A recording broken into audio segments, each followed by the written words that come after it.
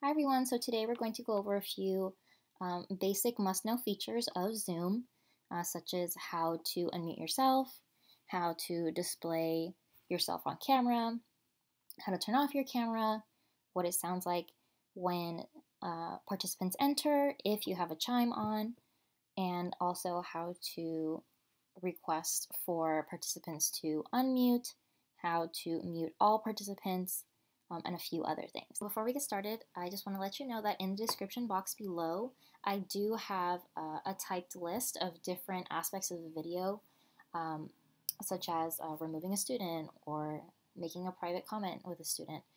So I've typed out a list of parts of the video so that you can find the timestamp and drag that little circle along if you would like to skip ahead to certain points of the video, if that's of interest to you. And more people will hopefully be able to find this channel. And so today we're going to go over a few basic must-know features of Zoom, such as how to unmute yourself, how to display yourself on camera, how to turn off your camera, what it sounds like when participants enter, if you have a chime on, and also how to request for participants to unmute, how to mute all participants, and a few other things. So let's get started. That charm indicates, or that chime indicates that you have a participant that has arrived. So for myself, as somebody who may have many students or many participants in a Zoom meeting, that's helpful so that if maybe I'm sharing a screen or running some kind of activity or discussion, I can be alerted that somebody is waiting to be let in. So to admit your participant, you're going to click here on the blue button, Admit. Here's my participant. And so to make sure that they can see me, hello, I clicked the camera button here at the bottom left. So they currently cannot hear me because I'm muted. So to unmute yourself, you're going to click this button here. My student, who is now in the class, has their video off, so I am calling them, hello, are you there? Can you start your video? And they're not answering. So I might click these dots here and ask them to start video. So on their end, they will have a pop-up that says, so-and-so is asking you to start your video. So my student here clicked yes, so thank you. And they're also muted. So if I would like them to unmute themselves, so here in the chat, it says, I can't unmute myself. So to give them that extra push, potentially if they're not sure how to do it, you can click here, unmute. So it will ask them with a pop-up, so-and-so would like you to unmute. So there you are. Hello student, thank you for joining. Hi. Thank you. All right. So if you would like to change the student name, potentially they come in with a name that is not theirs and you know that's not theirs. Maybe it's their sibling's name because it's their sibling's account that they use to get on Zoom, or it might say iPad number 2. So to change their name, you can hover over their image and click those 3 dots. You can scroll down to rename and you will be given this window to adjust their name. So for our purposes, I'm just going to leave it, but if you feel like you do have to change that student's name, you would just type it in and then click rename and it will adjust. You can also do the same for yourself. As Zoom users, we might have our full name. So to edit that, you would also, delete and then type in whatever you would like your students to call you, or at least be able to see on their end. And if potentially one of your students has left the screen and you maybe don't want to have their home being shown to everybody, you can also click those 3 dots and stop their video for them. Another example that we can kind of cover is removing somebody from a meeting. So let's say maybe you've had somebody that has entered the meeting that has never unmuted, never shown their face. Maybe you're not even sure who this student is. So to have them removed from the meeting entirely, you can click those 3 dots, scroll all the way down to remove. And then we'll ask you, do you want to remove just as a the clarification, and you can click OK, and that person will be removed. And that sound indicates that somebody has left the meeting or has, dropped off the call. So I'll give an example of how to private message a student. So let's say I don't want to send a message to everyone. I would rather just send a private message to Jess so that other participants don't see. Maybe, hey, so something that is personal. Hey, you're going to be presenting next. Maybe get ready. Something that you might not want to share with other people. Something like that. And that message will have the text in red that says privately, just as a reminder for you to know that you are the only two people that can see that message. So you will have to click that blue bar to adjust to everyone again. Maybe hi everyone, and then everyone can see that, whatever your messages are. Now let's say we are having a student that is sharing or who is going to be presenting. So to make sure that everybody can see them, you can spotlight them. So I'm going to click the three dots and click Spotlight Video. So this participant will be on the big screen for everyone to see. And when they're done presenting, you can cancel the Spotlight video at the top left-hand corner. And then you can go back to Gallery View so you can see everybody. If you would like to also spotlight your own video, you can do that as well to make sure that students are watching you on the big screen rather than looking at the gallery view or maybe at another person who has been left spotlighted. So that can also be helpful if you're giving directions or having a closer look at somebody. Maybe it's a show and tell day and a certain student is sharing something that you can barely see, so you might want to spotlight them so that you can have a larger view. And then let's say we're about to share. Okay, students, I'm going to share my screen, so I'm going to mute everyone. So I can go over here to the right-hand side and mute all. So at this point, this box is not checked. If I have this box checked, my students are able to unmute themselves whenever they would like, when we're watching our video or doing whatever I'm sharing. But maybe my student is a kindergartner and they're still learning how to press the buttons at the right time. So I'm going to unclick that check and I'm going to have my student muted. So no matter how many times they press their unmute button, they will not be able to unmute themselves. So that is especially helpful when I'm sharing the screen or I would like to choose who has their share or talk time at the moment. So I am the one who will be able to unmute Jessica when she's ready, or Jess. So I'm going to unmute Jess, so now she's able to share, and I'm able to hear her. So if I would like to adjust that mute all again, I will have to come click that button and recheck it so that all students can unmute themselves when appropriate.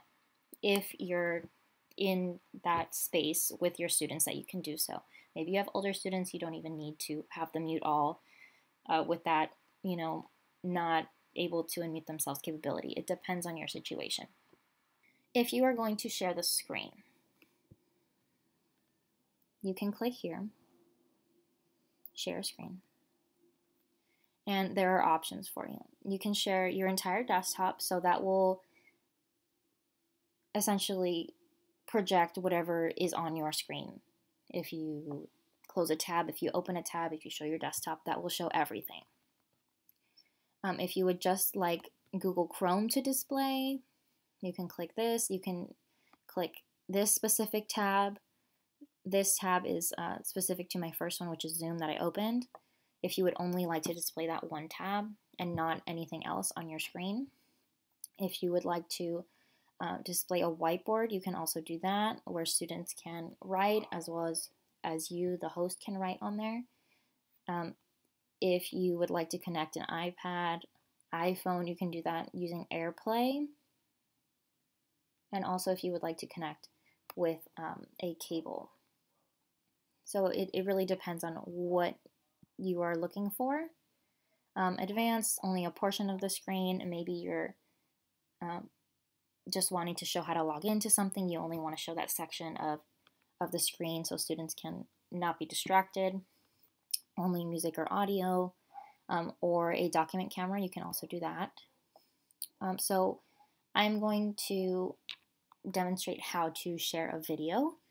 So when I'm going to share a video, I'm going to click down here with Share Computer Sound. I've made it a habit to always click Share Computer Sound just in case we are sharing already and I do decide later that I want to share something with audio. So Share Computer Sound and share. So now I'm sharing my screen. So everything on my screen is able to be seen by students. This screen is not able to be seen by students. They will have their own version of that on their display. So to see all of them, there's options here. So if you want to get rid of this, you can close that up and you will not be able to see yourself or any of the students. But if you would like to kind of keep tabs on them, you can open, adjust this. There will also be a second image where two rectangles are on top of each other, and that will pull down a whole screen of the students, usually about 4 or 5. And then there will be like a cube with a 3x3 square to view more students at one time, so 9 at a time. You can click that one. So if I was going to share a video, so let's say I wanted to share my animal timer with them. So I have already clicked share audio. So when the video plays, they will also be able to hear the sound.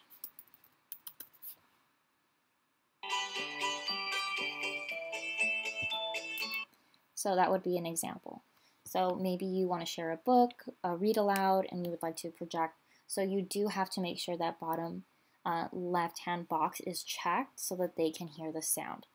Do keep in mind though, if your internet, your Wi-Fi is kind of a little not so great, there might be some lag on their part, or if their Wi-Fi strength is not the best either, there will most likely be some lag and some choppiness in the way that the video is received on their end. So that's also something to keep in mind. But when sharing your screen, you can really show anything and they'll be able to see everything you're doing. So I can also make certain participants a co-host, so they will be able to also mute other students or help me unmute. So this might be helpful if you have a teacher's assistant in the class. So to create a co-host, you can come up to these 3 dots and I can make this person the co-host, whoever it is in your group. And then it asks a confirmation. Yes, so now Jess is now the co-host. So as the host, if I want a student to share the screen or someone else to share the screen in our Zoom here, our participants, I will first click this small little arrow here up and go to advanced sharing options. So I have clicked one participant can share at a time, just so that we don't create any potential mess, and who can share. So I'm going to click all participants so that my students are able to share as well. So typically I don't have that on because I work with first graders, kindergartners, and second graders, so we don't want to see surprises. But now that I've enabled it, Jess would be able to share her screen. Okay, I can share. I will share this. Alright, so she's able to share her screen with us. We can see everything. And there's also this icon here at the top that lets you know that she is the one that is sharing, or whoever that person is. And you can click View Options so you can adjust the window. If you would like, if you're in that type of meeting or that type of presentation, you can also annotate on the screen. So this is also what it looks like sometimes when you're sharing as a teacher, and sometimes random drawings come on the board, or on your screen. So to fix that, I will show you the host options that you can put in place to avoid that. So Jess I'm going to stop your participant sharing. Because we are the host, we have that capability. So as I share the screen, I have options. So there's this annotate here if I would like to annotate on the screen. But if I would like to disable my participant annotation, I'm going to click more, come down to disable attendee annotation, excuse me. So now if Jess wanted to write on the screen, she's not able to. So that can be helpful for lower elementary students as well, so that you don't have scribbles all over your screen just because they're experimenting. When you are also sharing the screen, you can click here on participants just to check in and see if you have somebody in the waiting room. So if you do have that ding dong bell notification, that person will present themselves here and you can click admit. You can also mute all from this participants pop-up. So if for some reason now students are still sharing, or for some reason one person somehow made it through unmuted, you can click mute all, and you can change that setting, whether you would like students to unmute themselves when they would like, or if you would like to have the ultimate control of whether they can mute or not. So let's say now, okay, I'm opening it up to people. All right, so I'm going to change it so that if you're ready, you can unmute yourself and give a comment. So you can also make that adjustment from your screen when you are screen sharing. And you can also stop your screen share. And at some time, if maybe you're sharing for an extended period of time with your students, and you wouldn't really want any of your own personal audio to interfere. So let's say you are playing a video, maybe with its own audio, probably not this type of video, but some kind of read aloud or something that you want to make sure that your own background noise doesn't interfere. You can click the mute button. And when you click that mute button, students will not be able to hear you on the other end, but only your screen. And that, again, is with the click here at the bottom left-hand corner where it says share computer sound. If this is not clicked, you will not have your sound enabled. All right, everyone. Thank you for watching. I just wanted to say I hope this was helpful to you. I know it might have been a little long if you watched the whole thing in its entirety, but if this was helpful, please hit the thumbs up button down below, and also the red subscribe button so that you know every time I post a new video. By clicking those, it will also help other people find my video a little bit faster when they need help themselves. So thank you, and I hope to see you next time.